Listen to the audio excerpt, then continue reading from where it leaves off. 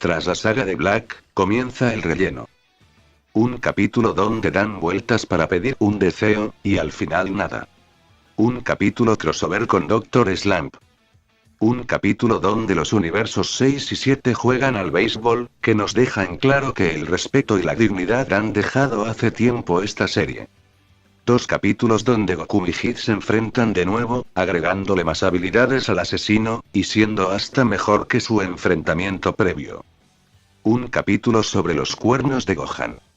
Y dos capítulos para que Krillin recupere la confianza en sí mismo. Enfrentando copias chinas de grandes villanos de la serie.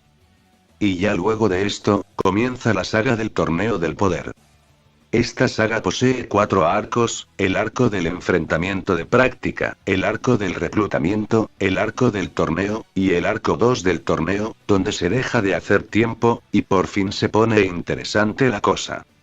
El arco del enfrentamiento de práctica comienza cuando Goku increpa a los Zenos, y les recuerda la idea de realizar otro torneo entre universos.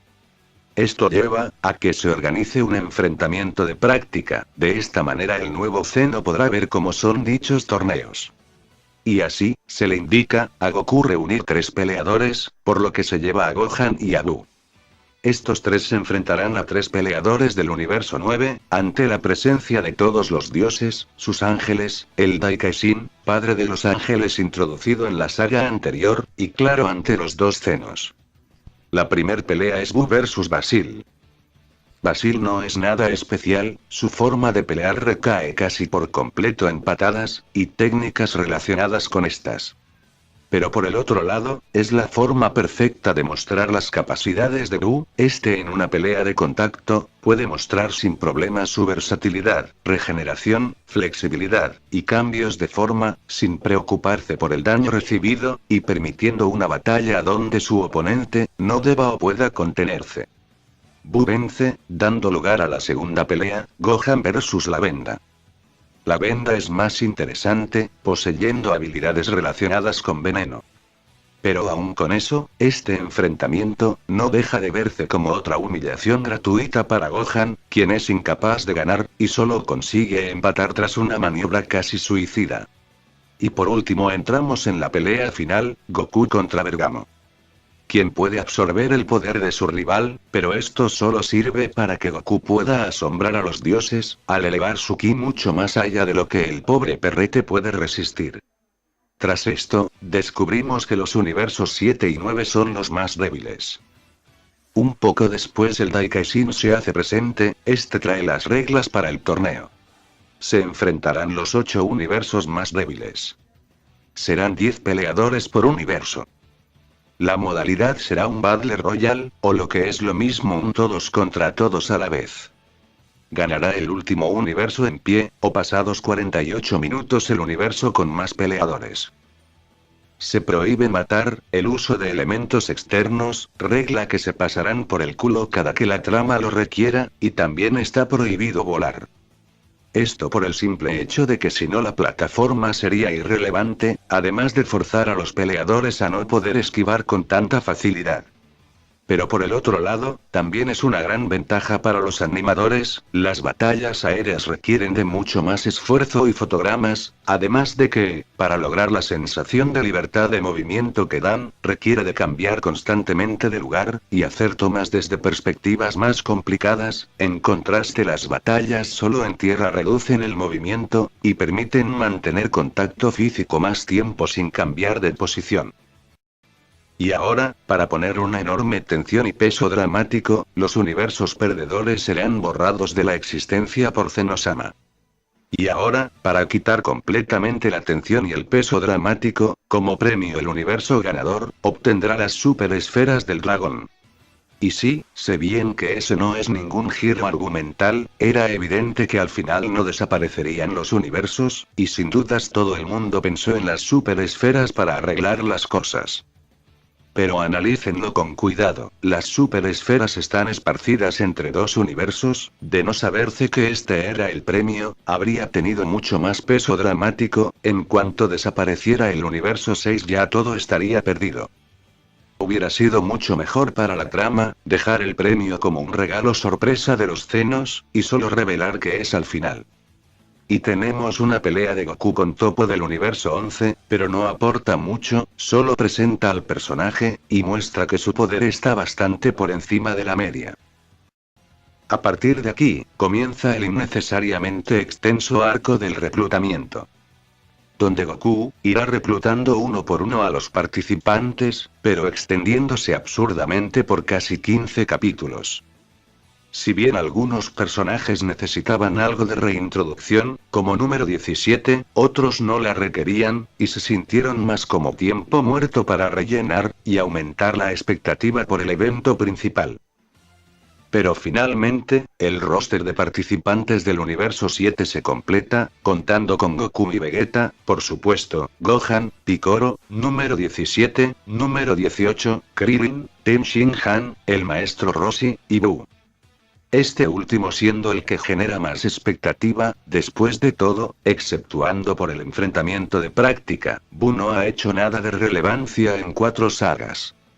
En la primera solo fue el detonante de la ira de Bills, en la segunda estaba dormido, en la tercera se durmió, y en la cuarta ni apareció. Pero esta vez será diferente, el propio opening nos deja en claro que será un personaje de relevancia, no hay forma alguna de que de nuevo decepcione a sus fans.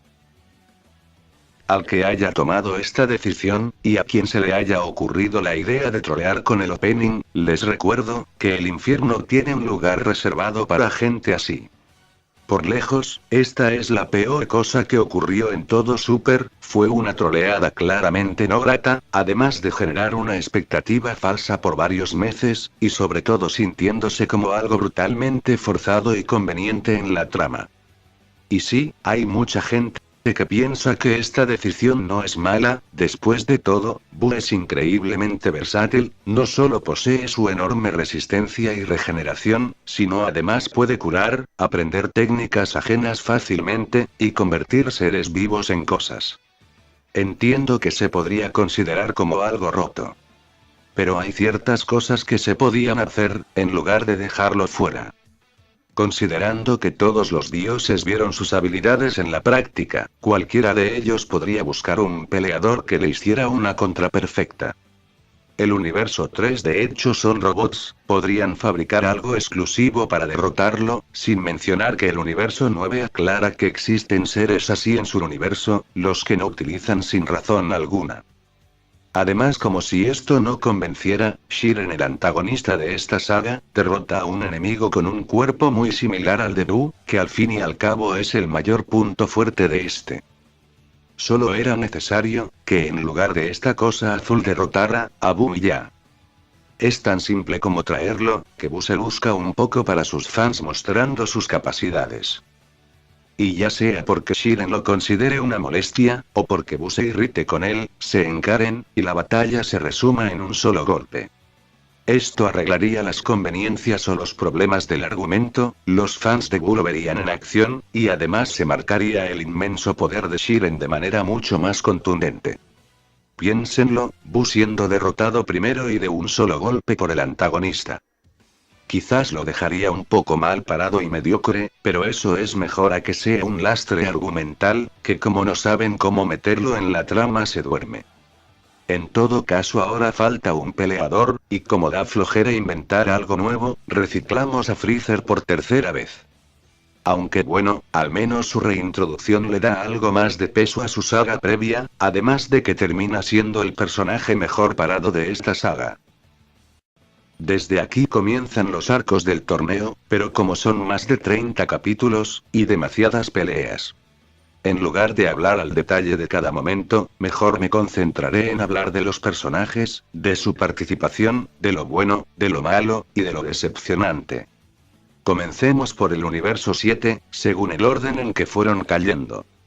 Krillin es un caso decepcionante, comenzó bien, teniendo una muy buena participación y coordinación con número 18. Pero fue derrotado de manera patética, además que su Kikoju por 10, lo malgastó contra un solo oponente, y uno inmune a este para más. Tenshinhan fue de lo peor, y de lo más irrelevante.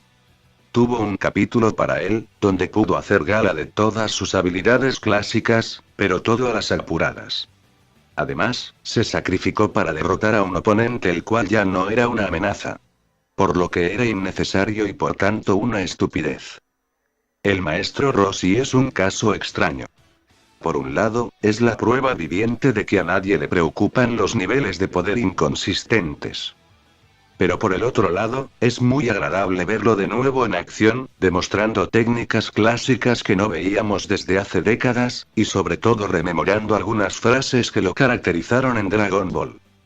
Así que en lo que a mí respecta lo considero un acierto. Picoro es el peor de este grupo. No solo no hizo nada relevante, sino que además perdió de la forma más tonta posible. Sin mencionar que perdió como 10 brazos en este torneo. Número 17 es el caso más extraño. Resulta que este arco tuvo una muy buena cantidad de escritores, y cada uno la escribió diferente. En algunos capítulos es más cobarde, en otros completamente agresiva, en unos se muestra fría, y en otros muy sentimental. Es difícil disfrutar un personaje tan inconsistente. Dicho esto, su pelea principal contra Vivian, fue sin dudas lo más rescatable del personaje, recuperando bastante de su personalidad clásica, lo que ayudó a contrastar más con su oponente, y con las situaciones tan ridículas de dicha batalla. Eso sí, termina saliendo de la plataforma de manera un tanto mediocre. Gohan también dio pena, pero en su caso duele. Capítulos antes del torneo, se lo volvió a presentar como un guerrero, pero apenas comenzado el evento, mordió el polvo contra cada oponente menor que pudo. Podríamos decir, que quizás su fuerte sería ser el estratega del equipo, pero la verdad no hizo nada muy relevante en ese aspecto tampoco. Su mayor aporte y batalla fue contra Dispo, donde no tuvo más opción que sacrificarse para derrotarlo. Entrando en los 4 más importantes, Vegeta estuvo un tanto irrelevante al inicio, y robó tanta pantalla como pudo hacia el final. Cuando de la nada, se sacó de la manga una transformación con menos sentido que la de su hijo. Esa, al menos hilando algunas cosas se puede explicar, esta literalmente es una forma ascendida del Super Saiyajin Blue, que desarrolló de golpe. Y de una manera un tanto incongruente, al inicio pareciera que se manifestaría por su voluntad, y su orgullo de guerrero. Pero al final se intermezcla con un deseo de revivir a Kiabe, lo que se siente un poco fuera de lugar, como que no se decidían por un detonante, y mezclaron dos cosas tan opuestas, como el egocentrismo del orgullo con el deseo de cumplir una promesa.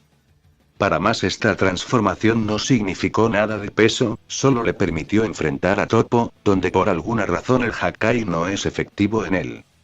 Vegeta en sí ha sido bastante reescrito en Super, del orgulloso guerrero, pasó a ser un chiste con patas gruñón, pero ahora parece que se le quiere dar más profundidad, dándole más importancia por sus seres queridos, e incluso un interés por su forzado discípulo.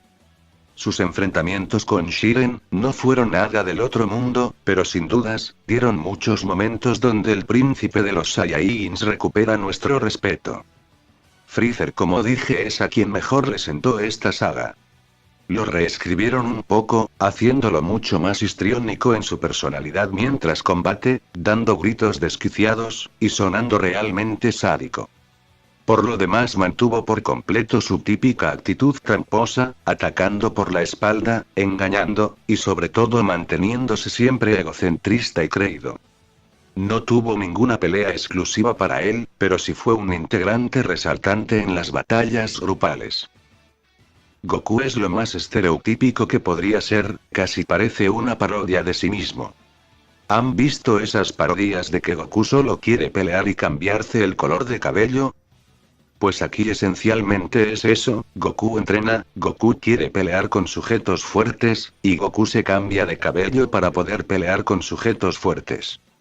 En todo caso no es como si esto importase, Goku es Goku, y así y todo lo queremos. Su nueva transformación es lo más resaltable de esta saga. El Migate no Gokui, doctrina egoísta, o Ultra Instinto, es una técnica bastante bien pensada e implementada. Funcionando más como un estado de trance mental, y no solo como otra transformación Saiyajin. En lo personal, prefiero el término doctrina egoísta sobre ultra instinto. Ultra instinto hace más referencia al funcionalismo, siendo este un estado donde el cuerpo se mueve solo, parecido a cómo funciona el instinto, pero llevándolo hasta el extremo.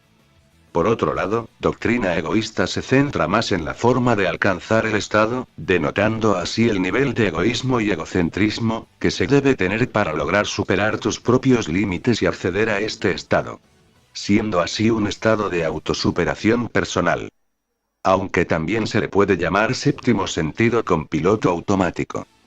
No hay mucho que decir de sus peleas, las más resaltantes son las de Shiren, muy bien animadas y coreografiadas, aunque con algunos excesos importantes en los refuerzos visuales de los brillos y las explosiones.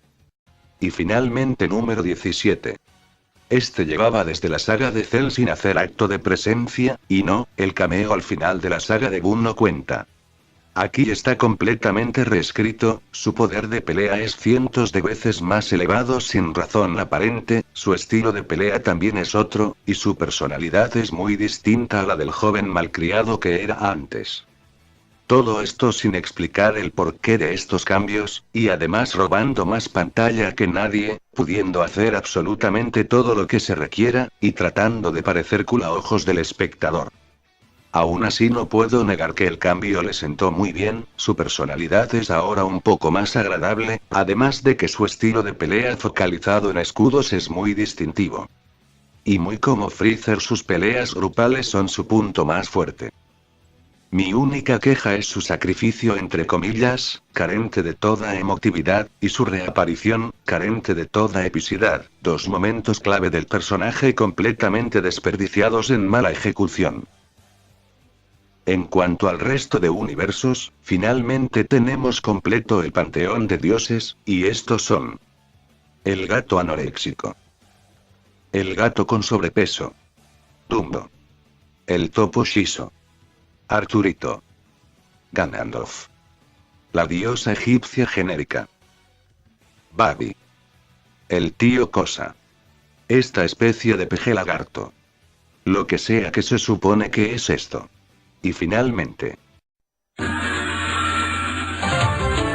el amor siempre va sin razón, y fácil llegó a mi corazón. Y como me es zorrunamente imposible hablar de cada peleador, me centraré en los más relevantes, de nuevo siguiendo el orden en que se eliminaron sus universos. El universo 9, no mostró nada relevante luego de la batalla de práctica. Solo material para Rule 34 Furry, por lo que quizás sean los que dejaron un mayor legado. En comparación, el universo 10 hizo menos aún, siendo tan irrelevante, que hasta se me olvida que existió. En contraste, el universo 6, trajo consigo bastantes cosas interesantes.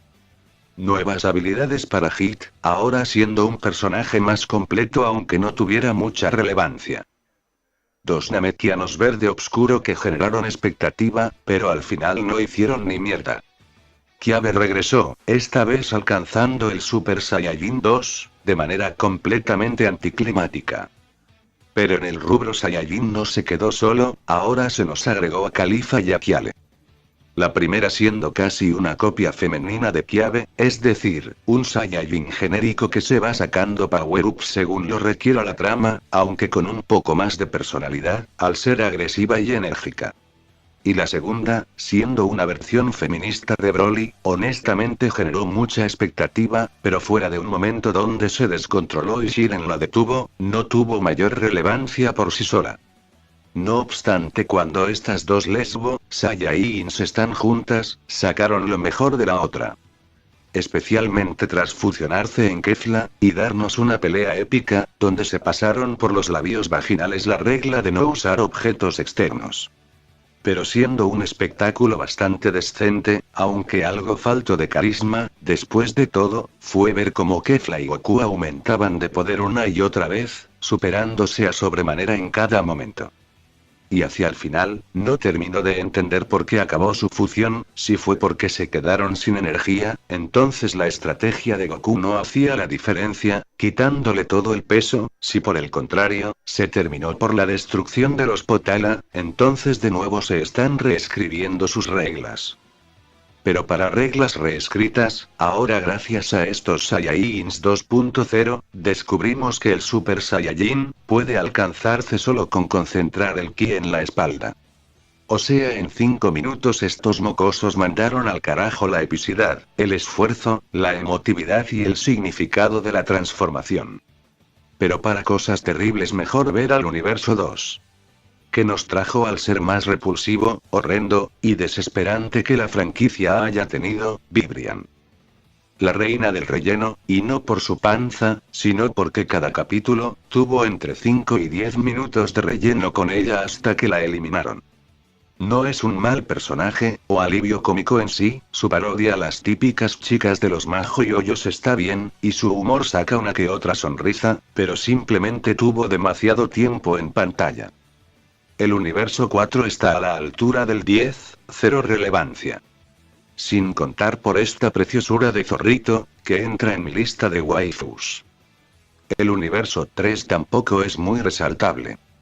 Solo su peleador final Aniraza fue interesante, y solamente por permitir ver una batalla de cooperación, con lo mejor del universo 7. Y finalmente el universo 11 nos trajo a Dispo, una especie de copia china de Bills, pero súper veloz. No es muy resaltable, pero tanto su pelea con Hit, donde lo puso contra las cuerdas, como su pelea contra Gohan y Freezer, son de las mejores en cuanto a estrategia. Topo, quien fue el primero en ser introducido, y en cierta forma el personaje con más carisma introducido. Es decir, es bastante más que el resto de peleadores en este torneo. Topo posee personalidad y mucho diálogo, eso sí, se nota que lo escribieron diferentes personas, porque por momentos es un justiciero, por momentos un comediante, por momentos muy serio, por momentos es totalmente egoísta, y hacia el final se hace dios de la destrucción por un rato. Lo que crea algunas dudas. O sea que cualquiera puede ser dios de la destrucción y utilizar Hakai, solo con ser lo suficientemente fuerte y tener una mentalidad resuelta a ello. Uno pensaría que debería de tener aprobación de Zenosama, y que el Hakai requeriría algo más especial para usarse. Y por último tenemos a Shiren, antagonista de esta saga. ¿Alguien más ha notado que en cada torneo la final es con un calvo? A simple vista, Shiren puede parecer un mastodonte de fuerza bruta sin personalidad o fondo. Y es que eso es lo que es, el 90% del tiempo fue presentado como eso, alguien muy fornido con un poder terrible, y sin casi personalidad o mucho menos carisma. De hecho, con esa cara parece que estaba más preocupado por haber dejado algo en la estufa, que por el torneo. Y hacia el final, se trata de dar cierta profundidad a este remedo de personaje otorgándole un pasado idéntico al de Kurapika o al de Sasuke.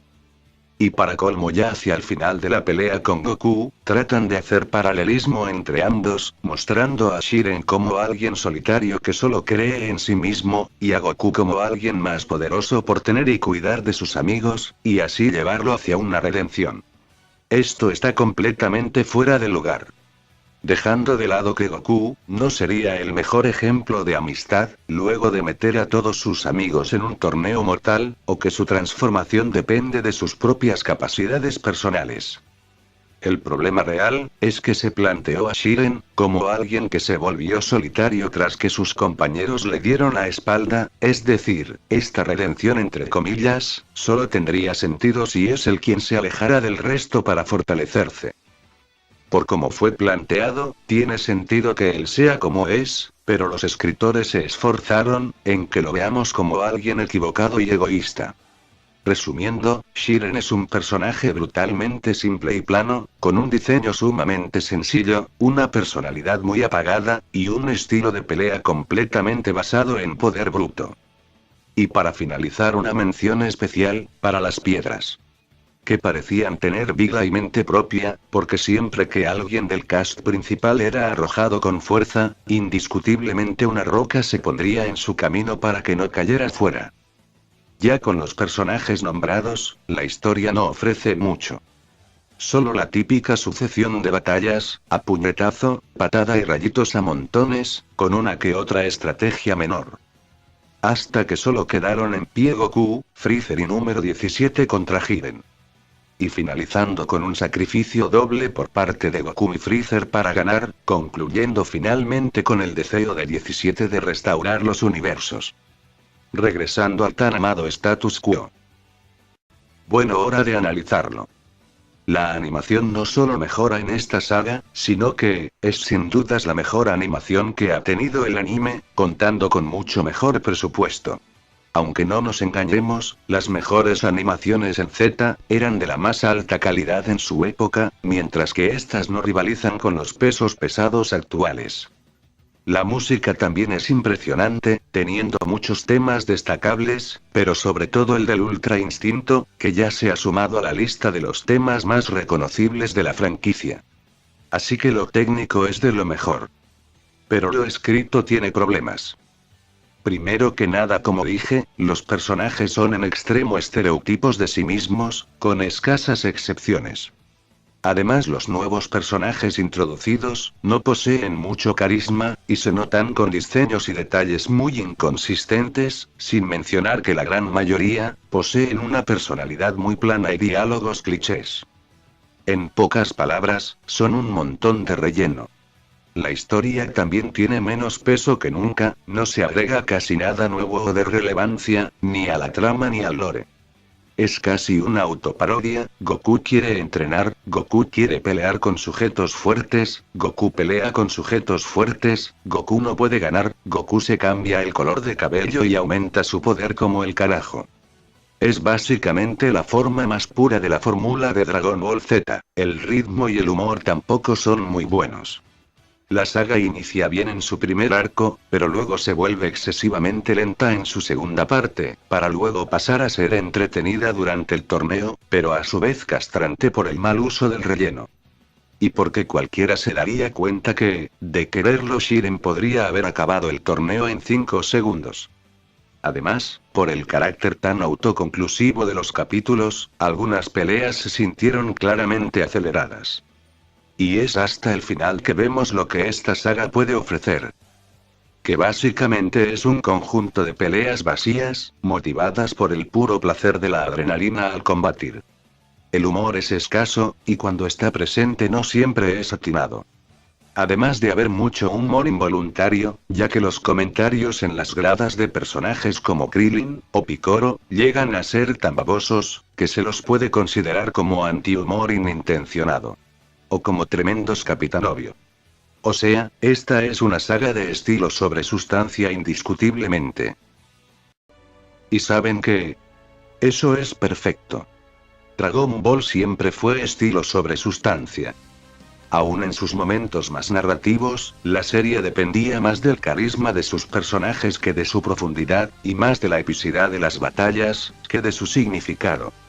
En tiempos actuales, le es imposible a una serie con estas bases competir con el estilo narrativo actual, sobre todo cuando su creador es alguien que disfruta mucho más del humor que del drama. Así que o trata de adaptarse a lo moderno, modificándose hasta el punto de quedar irreconocible, y posiblemente como algo completamente pretencioso. O simplemente acepta la realidad. Dragon Ball es como la masturbación, repite la fórmula cuantas veces quieras, puede que no todas sean igual de buenas, pero el resultado siempre es placentero. Esta es la única forma en que Dragon Ball puede seguir siendo relevante, dejando de tomarse en serio a sí misma, y simplemente centrarse en lo más básico de su fórmula. Hombres fornidos absurdamente poderosos, que se enfrentan solo por el gusto por combatir, como un par de niños jugando un juego. Sin causas y sin consecuencias. Mientras vi esta saga, como verán, no dejé de notar todos sus problemas. Pero cuando vi el rostro de Shiren sonriendo, y redescubriendo ese sentimiento de gusto por una batalla sin pretensiones, no pude evitar sonreír de la misma manera. Porque me devolvió a mi infancia, y a ese sentimiento de ver Dragon Ball por su espectáculo, y no por su trama. Calificar esto es complicado, puesto a que no siento que esté calificando una saga sino una fórmula. Y desde ese ángulo, considero a esta como una carta de amor a los fanáticos de Dragon Ball. Así que la califico con un 7 de 10, Dragon Ball en sus bases más puras.